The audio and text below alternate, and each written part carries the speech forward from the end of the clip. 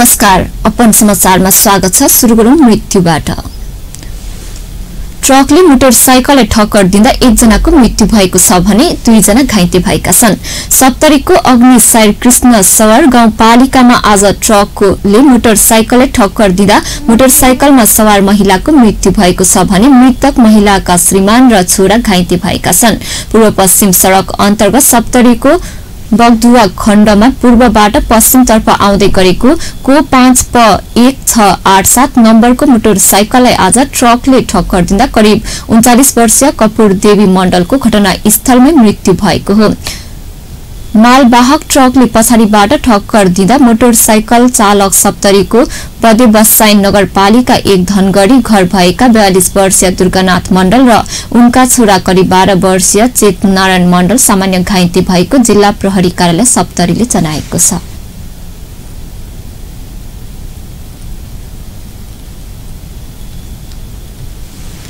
दार्चुलामा jeep दुर्घटना हुँदा 11 जनाको मृत्यु भएको छ। 1 जना गम्भीर घाइते भएका छन्। दार्चुला सदरमुकाम खलंगा बजारबाट दुही गाउँपालिकाको हिकिलातर्फ जाँदै गरेको M1J280 नम्बरको जीप 7 कठा भन्ने स्थानमा शुक्रबार राति दुर्घटना भएको हो। दुर्घटनामा 7 महिला 3 पुरुष 1 नाबालिकाको मृत्यु भएको जिल्ला प्रहरी कार्यालय दार्चुलाले जनाएको छ। उनीहरूको शनाखत भएको छैन। दुर्घटनामा जीप चालक दीपक सिंह धामी घाइते भएका छन्। उनको अवस्था गम्भीर छ। उनलाई जिल्लामा उपचार हुन नसकेपछि भारतको पथेनागर रिफर गरिएको प्रहरीले जनाएको छ। जीप सड़कबाट करिब 300 मिटर तल महाकाली नदी किनारामा खसेको थियो। घटनास्थल निकै भिरालो रहेको र रात परेकाले उद्धारमा कठिनाई भएको थियो। नेपाली सेना, सशस्त्र प्रहरी र नेपाली प्रहरीको टोलीले उद्धारमा खटिएका थिए। जिल्ला सदरमुकाम ताप्लेजुङको व्यस्त बजार तकमेमा आज स्टार्ट गरी राखिएको गाडी आफै गुडेर बाटोमा जाँदा 1 जना महिला घाइते हुनुभएको छ। आज हट बजार लाग्ने र सधैँ व्यस्त हुने तकमे क्षेत्रको बजारमा M1J3270 नम्बरको बोलेरो चालकको बन्द नगरिकन छोडेर हिँडेका थिए। रोकेर राखेको ठाउँबाट बोलेरो आफै कुदेर जाँदा सड़कमा हिँडिरहेकी महिलाले ठक्कर दिएको हो। ठक्करबाट मुरुदेन गाउँपालिका 2 सथाका निवासी 42 वर्षीय टंकमाया लिम्बू घाइते भएको प्रहरी प्रमुख डीएसपी सञ्जय सिंह थापाले बताउनु भएको छ।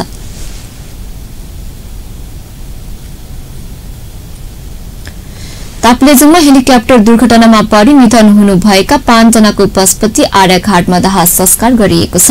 बुधबार हेलिकप्टर दुर्घटनामा परि ज्यान गुमाएका नेपाल नागरिक उड्डयन प्राधिकरणका उपमहानिर्देशक वीरेन्द्र प्रसाद श्रेष्ठ, निर्देशक ध्रुव बुचिबोया, प्रधानमन्त्री तथा मन्त्री परिषद कार्यालयका उपसचिव युवराज दाहाल, हेलिकप्टरका पाइलट प्रभाकर केसी र दिवंगत सांस्कृतिक पर्यटन तथा नागरिक उड्डयन मन्त्री रविन्द्र अधिकारीका अंगरक्षक अर्जुन कुमार घिमिरेको शुक्रबार दिउँसो पशुपति आर्यघाटमा अन्त्येष्टि गरिएको हो।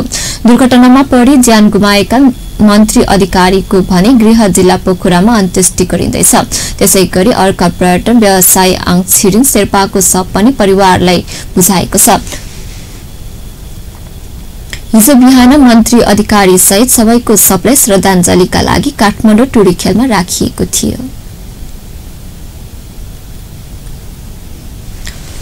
बुधबार दिउँसो ताप्लेजुङमा हेलिकप्टर दुर्घटनामा परि मृत्यु भएका व्यवसायी आङ छिरिङ शेर्पाको अन्त्येष्टि आइतबार गरिने भएको छ।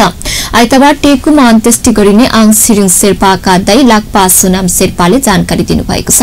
बुधबार दिउँसो पाथीभरा दर्शन गरेर फर्किने क्रममा नजिकैको तारे भीरमा हेलिकप्टर दुर्घटना हुँदा पर्यटन मन्त्री रविन्द्र अधिकारी, व्यवसायी आङ छिरिङ शेर्पा सहित 7 जनाको मृत्यु भएको थियो। तेह्रथुमको चुहान डाँडामा बनाउन लागि प्रस्तावित विमानस्थलको सम्भाव्यता अध्ययन गर्न बुधबार बिहान पर्यटन मन्त्री अधिकारी सहित 7 जना त्यस्तमा प्रस्थान गरेका थिए। सोलुखुम्बुमा जन्मिएका शेर्पा सानैदेखि ट्रेकिङमा लागेका थिए। पछि दाजुभाइ मिलेर काठमाडौँमा ट्रेकिङ अफिस खोलेर व्यवसायमा हात हालेका थिए। आङ छिरिङ शेर्पा अहिले यति एयरलाइन्सको प्रबन्धक निर्देशक थिए भने उनले विभिन्न होटल, ट्रेकिङ ट्राभल एजेन्सीहरूमा लगानी गरेका छन्। सबै कम्पनीमा गरेर 3000 बढीले प्रत्यक्ष रोजगारी पाएका छन्। यसअघि राष्ट्रपति विद्या भण्डारीले दिवंगत सांस्कृतिक पर्यटन तथा नागरिक उन्नयन मन्त्री रविन्द्र अधिकारीप्रति श्रद्धाञ्जली अर्पण गर्नुभएको थियो। ताप्लेजुङमा बुधबार हेलिकप्टर दुर्घटनामा परि निधन हुनुभएका मन्त्री अधिकारीको हिजो बिहान टुरीखेलमा राखिएको पार्थिव शरीरमा राष्ट्रपति भण्डारीले श्रद्धाञ्जली व्यक्त गर्नुभएको हो। त्यसैगरी मन्त्री अधिकारीप्रति श्रद्धाञ्जली व्यक्त गर्दै प्रधानमन्त्री केपी शर्मा ओलीले राष्ट्रिय झण्डा उडाएर सम्मान गर्नुभएको थियो भने नेपाल कम्युनिस्ट पार्टी नेकपाका अध्यक्ष पुष्पकमल दाहालले पार्टीको झण्डा उडाएर दिवंगत मन्त्रीप्रति अन्तिम श्रद्धाञ्जली व्यक्त गर्नुभएको थियो। त्यसैगरी उप प्रधानमन्त्रीहरू, मन्त्रीगण, नेपाल स्थित कूटनीतिक नियोगका प्रमुखहरूले पनि दिवंगत मन्त्री तथा दुर्घटनामा परि निधन भएका 7 जना प्रति श्रद्धाञ्जली व्यक्त गर्नुभएको थियो। सांस्कृतिक पर्यटन तथा नागरिक उन्नयन मन्त्री रविन्द्र प्रसाद अधिकारी सहित 7 जनाको शव श्रद्धाञ्जलीको लागि काठमाडौँको टुरीखेलमा राखिएको थियो। श्रद्धाञ्जलीका लागि टुरीखेलमा सर्वसाधारणको पनि उल्लेख्य उपस्थिति रहेको थियो।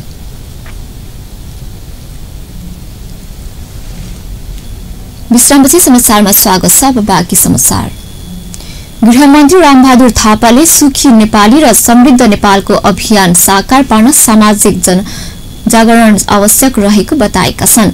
आज चौथो नेपाल ल्यान्ड्स महोत्सव फेस्टिभल भक्तपुरको उद्घाटन गर्दै उनले राजनीतिक परिवर्तनपछि समृद्ध र विकासका लागि सामाजिक जागरण आवश्यक रहेको बताएका छन्। ल्यान्ड्स क्लबले सामाजिक कार्यतर्फ युवालाई देशको समृद्ध व्यक्तित्व विकास र सामाजिक कार्यमा संलग्न गर्दै आएको आफूले पाएको बताउँदै उनले युवाका माध्यमबाट नै शान्ति र समृद्ध सम्भव भएको उल्लेख गरे। आन्तरिक पर्यटन प्रवर्धनमा टेवा पुर्याउने लक्ष्यका साथ शुरू भएको महोत्सवमा देशभरका हजारौं ल्यान्ड सदस्य र गैर ल्यान्ड्सका व्यक्तिहरूको सहभागिता रहेको संयोजक नवीन प्रजापतिले जानकारी दिनुभयो। महोत्सवमा भक्तपुरको पहिचान बोकेका कला, सांस्कृतिक, परम्परागत नृत्य तथा पहिरन प्रस्तुत गरिएको छ भने काठमाडौँ रंगशालाबाट सड़क सुरक्षाको नारासहित कार र्यालीको समेत आयोजना गरिएको छ। महोत्सवमा भक्तपुरको सांस्कृतिक झाँकी, नृत्य, माटोको भाँडा बनाउने, परम्परागत कपडा बुन्ने, नेवार लगायतका परम्परागत खानाको स्टल, जुजुद र चर्चित गायक गायिकाको प्रस्तुत विभिन्न खेल लगायत करिब 60 वटा स्टल रहेको छ। यहाँ प्रतियोगितात्मक एवं मनोरञ्जनात्मक खेल आयोजना गरिएको छ। जनकपुरधाम उपमहानगरपालिकाले सड़क मिचेर बनाइएका घर भत्काएका छन्। बाटो फराकिलो गर्न बारम्बार लिखित र मौखिक जानकारी दिँदा समेत अटेर गरेको भन्दै उपमहानगरपालिकाले हिजोदेखि संरचना भत्काएर सड़क विस्तार गर्न लागेको हो। जानकी चोक, महावीर चोक, पुरानो बस पार्क क्षेत्रमा घर भत्काउन शुरू गरिएको छ। 2.25 अर्बको लागतमा कार्यान्वयनमा रहेको एकीकृत शहरी विकास परियोजनाको समय सकिन केही दिन मात्र बाँकी रहेकाले बल प्रयोग गर्नु परेको उपमहानगरपालिकाले जनाएको छ। 4 महिना पहिले पनि बाटो फराकिलो गर्न सयौं घरमा डोजर चलाएको थियो। परियोजना अन्तर्गत सड़क ढल र नालाको अन्तिम चरणमा पुगेको छ। जनकपुरधाममा शहीद कामेश्वर कुशेश्वर स्मृति भवन निर्माणका लागि 60 लाख निकासा गरेको प्रदेश 2 सरकारले जानकारी दिएको छ। मण्डल सेवा आश्रमले हिजो जनकपुरधाममा गरेको स्मृति भवन शिलान्यास कार्यक्रममा भौतिक पूर्वाधार तथा योजना मन्त्री जितेन्द्र सुनाले यस्तो जानकारी दिनुभएको हो। उहाँले देश परिवर्तनका लागि शहादत दिएका शहीद कामेश्वर कुशेश्वरलेको स्मृति भवन निर्माणका लागि प्रदेश सरकारले पहिलो चरणमा 60 लाख निकासा जानकारी दिनुभएको छ। परिवर्तन के आंदोलन में बहुत बड़ा योगदान कर करके अपने शहादत प्राप्त करने वाले 2 वीर शहीद कामेश्वर और कुशेश्वर जी के स्मरण में स्मृति भवन निर्माण करने का प्रदेश सरकार ने 60 लाख रुपया प्रथम चरण में निकासा किया है। और आज बरसों बाद इतने उनके शहादत बदौलत इतने परिवर्तन हुए, लेकिन कोई किसी ने एक झलक देखा भी नहीं। प्रदेश सरकार जब अपनी सरकार बनी तो हम लोगों ने 60 लाख रुपया स्मृति भवन के रूप में निर्माण हेतु, वीर शहीदों के स्मरण हेतु हम लोगों ने निकासा किया। सरकार ने निकासा किया, प्रदेश नंबर 2 की सरकार ने। मन्त्री समाले शहीद कामेश्वर कुशेश्वरको शहीदातको योगदानलाई विगतका सरकारहरूले व्यवस्था गरेको पनि आरोप लगाउनुभयो। कार्यक्रममा राजपा प्रदेश 2 का प्रमुख सचेतक परमेश्वर शाह, अरविन्द शाह, किरण मण्डल लगायत नेता तथा स्थानीयवासीको उपस्थिति थियो। अब खेल समाचार।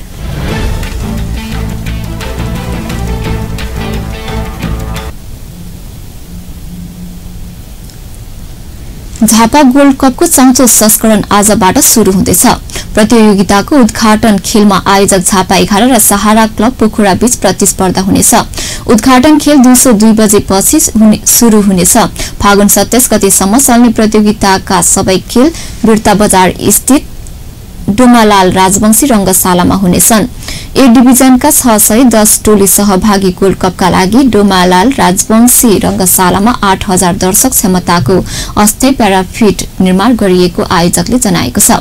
गोल्ड कपको विजेताले 12,55,000 र उपविजेताले 6,05,000 रुपैयाँ हात पार्नेछ।